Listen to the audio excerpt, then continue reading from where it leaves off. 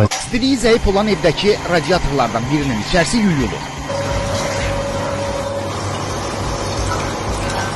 Xüsusi kompresor vasitəsilə onun içərisində olan və illərdir dəyişməyən paspurtu çıxarılır.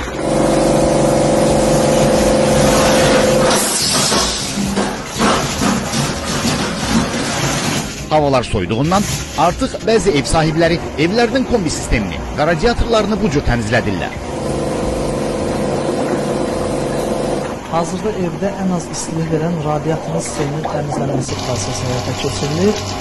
Görürük ki, həqiqətən də sistemdəki çiçək həddindən artıq çirklidir və içərisində müəyyən əflər var. Bu isə radiatorun istilik effektini kifayət qədər aşağı salır.